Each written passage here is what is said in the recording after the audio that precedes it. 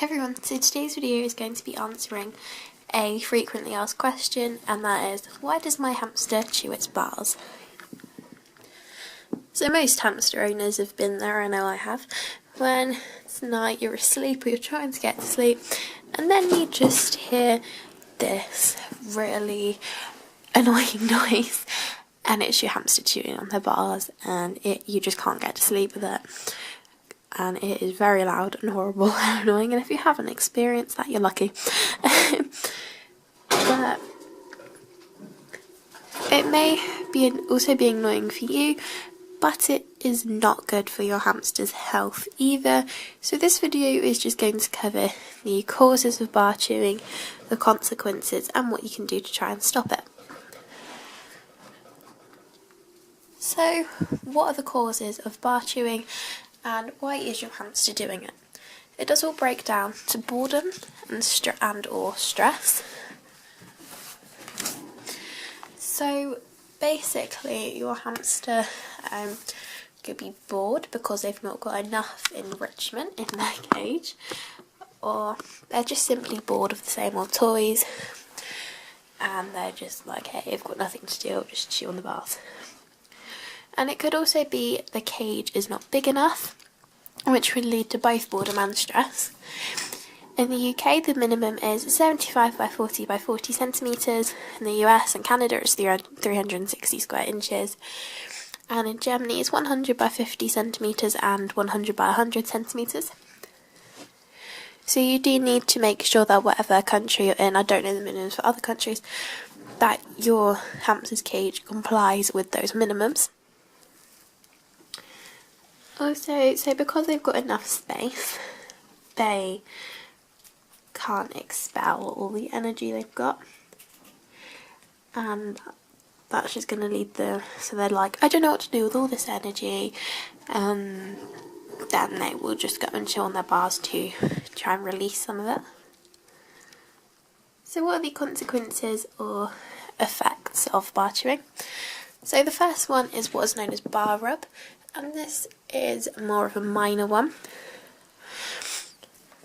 And basically what this is when they're chewing, the nose rubs on the bars.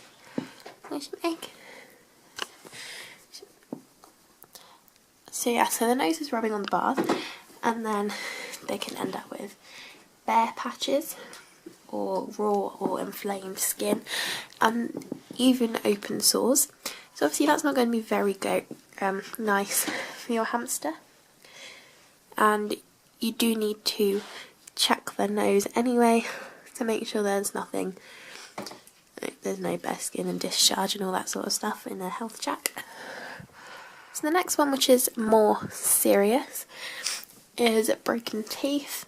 So as their teeth are open rooted, which means they constantly grow, is when one's broken, they won't wear evenly.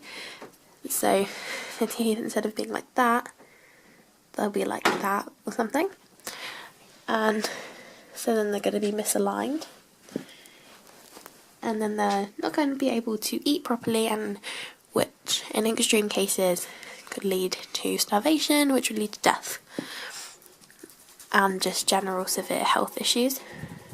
And so there has been some cases when the teeth have grown up into the lips or into the roof of the mouth, and there's also been claims where the teeth have grown into the cranial cavity, and then that's meant that when they continually shake their head when they're chewing the bars, the brain can become misaligned, which is obviously brain damage, and that is very, very serious, obviously, and also possible eye problems can occur.